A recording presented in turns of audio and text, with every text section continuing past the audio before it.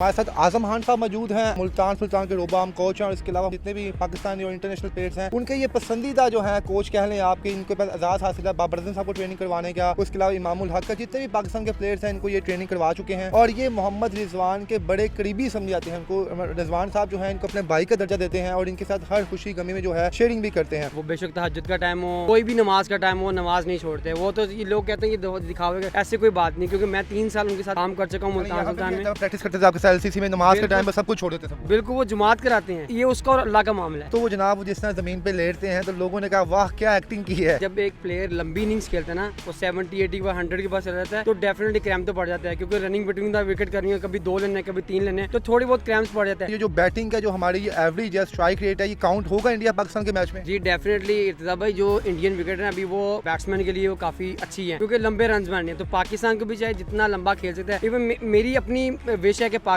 400 के करीब जाए। इमामुल हक को लोग पर्ची कहते हैं, कि आप समझते हैं इंडिया पाकिस्तान के मैच में इमाम को ड्रॉप करके फहर को चांस देना चाहिए, या जो हमारा कम्बिनेशन बना हुआ प्लेइंग 11 का इसी को कंटिन्यू करना चाहिए? नहीं, देखिए आपका कम्बी देखो, आप जब कोई परफॉर्म करते हैं ना तो लोग आपको सर पे उठाते हैं, जब आप परफॉर्म नहीं करते तो वही लोग आपको जमीन पे पर्ची और आपके अगेंस्ट बातें करना शुरू करते हैं। इर्जा भाई जब वो ग्राउंड में आते हैं ना तो उनकी पहले शुरू होती है वो अंडर आर्म थोड़ा खेलते हैं, 10 से 15 वो अंडर आर्म बल्ले में बॉल मारते हैं, कॉन्फिडेंस आता है। उसके बाद स्टिक के साथ और उसके बाद बॉलर्स आ जाते हैं, वो उनको करते हैं। बहुत ज्यादा देर भी खेले, 45 मिनट्स, इससे ज्यादा नहीं खेलते हैं। यानी दुनिया का नंबर 1 खिलाड़ी जो है, जो इस वक्त जिसने पूरी दुनिया में जो है अपना नाम से डर पैदा किया हुआ है, पूरे दिन में सिर्फ 45 मिनट खेलते हैं, 45 मिनट्स खेलते हैं। बाबर अज़म साहब जाती तौर पे किस खिलाड़ी को पसंद करते हैं? एबी डिविलियर्स को बहुत लाइक करते हैं, उनको फॉलो भी करते हैं। रिजवान भाई किसी खास किस्म का कोई विड तो नहीं करते, कोई अल्लाह अकबर या कुछ ऐसा वैसा जो उनकी ज़बान पे हमा वक्त जारी रहता है, जिसकी वजह से उनको एक स्टैमिना और बूस्ट मिलता है? यकीन करें, मैंने जितना वक्त भी रिजवान भाई के साथ गुजारा तो वो ये दुरूद शरीफ पढ़ते रहते हैं।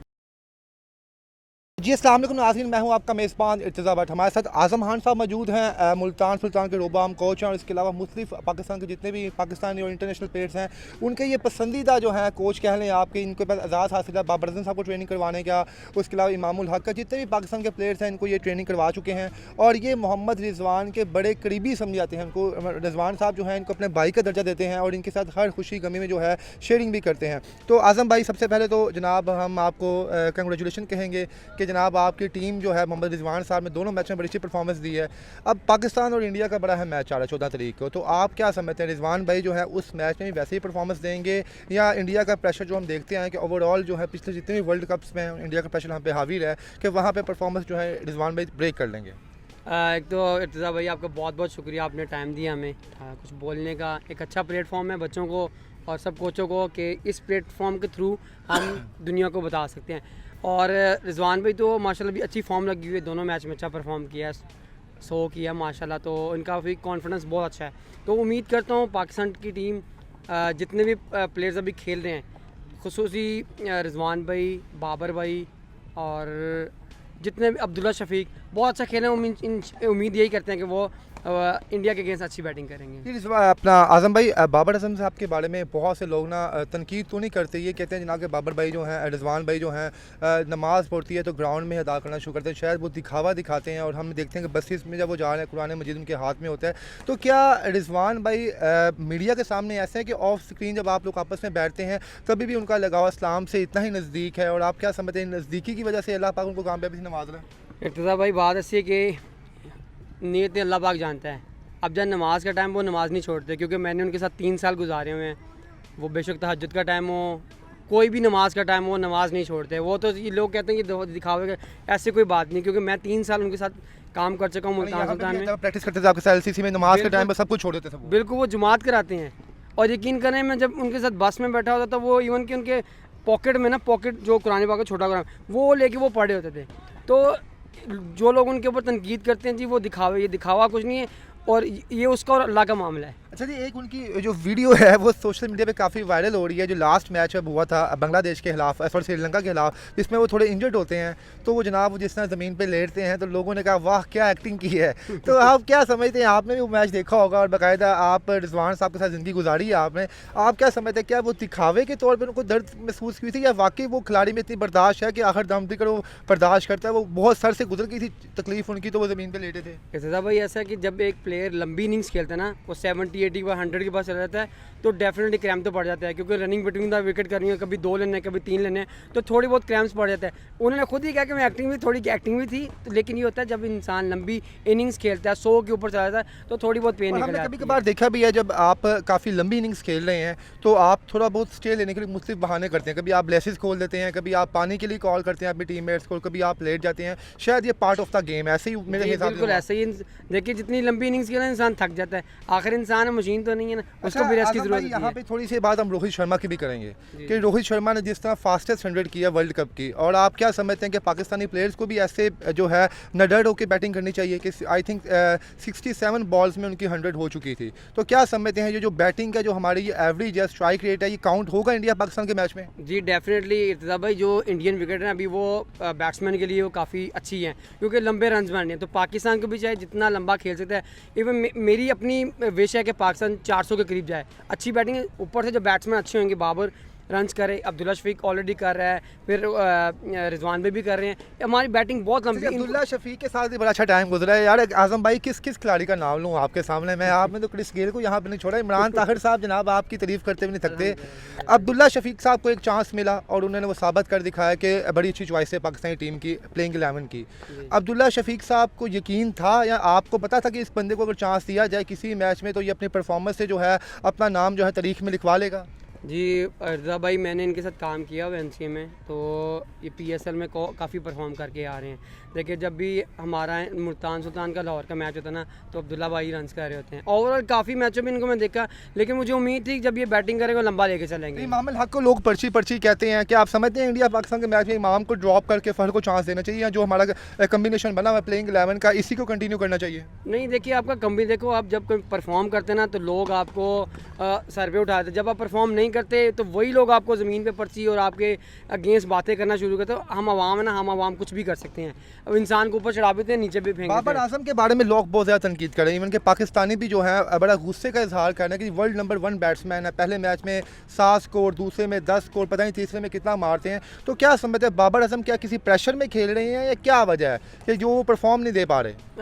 प्रेशर की बात नहीं, वो पिछले कई सालों से पाकिस्तान टीम के साथ कप्तान है, तो सम टाइम विकेट इनके लिए अच्छी होती है, कभी सम टाइम अच्छी साबित नहीं होती, तो बंदा परफॉर्म नहीं करता। स्पोर्ट्समैन आप क्या समझते हैं, विराट कोहली वर्सेस बाबर आजम, तो अगर आपको कोई एक बैट्समैन चूज़ करना पड़े तो आप किसे चूज़ करेंगे? बाबर साहब का नाम आप ले सकते हैं, आपकी चॉइस है, लेकिन आपने यहाँ पे स्पोर्ट्समैन का वर्ड इसलिए इस्तेमाल किया कि आप तमाम उनकी जो है नेगेटिव और पॉजिटिव पॉइंट्स को देख के आंसर देंगे।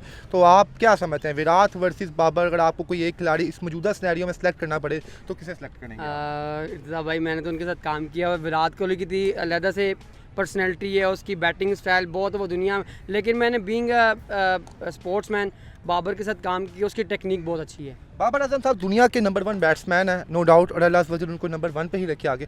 थोड़ा सा हमारे नाज़रीन को बताएं, बाबर साहब कितनी ट्रेनिंग करते हैं, कितनी बॉल्स जब आप यहाँ पे आते हैं वो ग्राउंड में, तो कितने घंटे वो प्रैक्टिस करते हैं, और क्या थोड़ा बहुत ताकि हमारे जो यंगस्टर्स हैं जो आपके पास मौजूद यहाँ पे नहीं हैं, जो स्क्रीन पे देख रहे हैं, ताकि वो भी थोड़ा जो है गेन कर सकें कि उनका तरीकाकार क्या है प्रैक्टिस का? इर्ज़ा भाई, जब वो ग्राउंड में आते हैं ना, तो उनकी पहले शुरू होती है वो अंडर आर्म थोड़ा खेलते हैं, 10 से 15 वो अंडर आर्म बल्ले में बॉल मारते हैं, कॉन्फिडेंस आता है, और उसके बाद स्टिक के साथ, और उसके बाद बॉलर्स आ जाते हैं, वो उनको करते हैं। वो ज़्यादा देर भी खेले, 45 मिनट्स, इससे ज़्यादा नहीं खेलते वो, यानी सिर्फ 45 मिनट। सिर्फ यानी 45 दुनिया का नंबर 1 खिलाड़ी जो है, जो इस वक्त जिसने पूरी दुनिया में जो है अपना नाम से डर पैदा किया हुआ है, यानी पूरे दिन में सिर्फ 45 मिनट खेलते हैं। 45 मिनट्स खेलते हैं वो ये नहीं देखता कि मैंने कितनी बॉलें खेली, वो सिर्फ क्वालिटी पे जाता है, क्वांटिटी पे नहीं जाता हुआ कि मैंने कितनी क्वालिटी बॉल्स खेली। That's it. तो आप क्या समझते हैं जो उनके पास स्किल्स हैं, क्या वो गॉड गिफ्टेड हैं, या वो उनके अंदर कोई सलाहियत है कि किसी भी चीज़ को बहुत जल्दी वो अडॉप्ट कर लेते हैं? इर्तिज़ा भाई, कुछ चीज़ें गॉड गिफ्टेड होती है और कुछ इंसान को खुद बनाने पड़ते हैं, तो बाबर भाई में दोनों चीज़ें हैं, वो गॉड गिफ्टेड भी हैं। तो देखो, जब कोई बच्चा अकेडमी में खेला होता है ना, तो किसी को नहीं पता होता ये कि कल का कोई फ्यूचर स्टार है, वो आता है इधर मेहनत करता है, कुछ चीज़ें गॉड गिफ्टेड होती हैं, खुद उसको खुद बनानी पड़ती हैं, तो उसके बाद वो निखरती है। नाज़रीन, जिस ग्राउंड में मौजूद हूँ, लाहौर की LCC ग्राउंड है, कज़ाफ़ी स्टेडियम के बिल्कुल साथ है, और यहीं पे बाबर भाई ने अपनी ज़िंदगी का आगाज़ किया। जैसे मेरे पीछे आपको नौजवान शहजादे नज़र आ रहे हैं, इसी तरह वो भी इन्हीं नौजवानों की तरह थे और आज उनका नाम बना। सर, एक अहम चीज़ और बताएं बाबर आजम साहब के बारे में, कि बाबर आजम साहब आप तो बड़े क्लोज़ रहे हैं, उनके साथ गपशप मारते रहे हैं, कभी हमने वैसे सोशल मीडिया पर देखा ही नहीं, ना सुना उनके बारे में। बाबर अजम साहब ज़ाती तौर पे किस खिलाड़ी को पसंद करते हैं? कभी उन्होंने आपको एग्जांपल दी हो नौजवानों को कि यार मैं तो खुद हूँ ही नंबर 1, लेकिन मैं जिस चीज़ को, जिस शख्स को देख के मैं इंस्पायर हूँ, वो कोई खिलाड़ी है?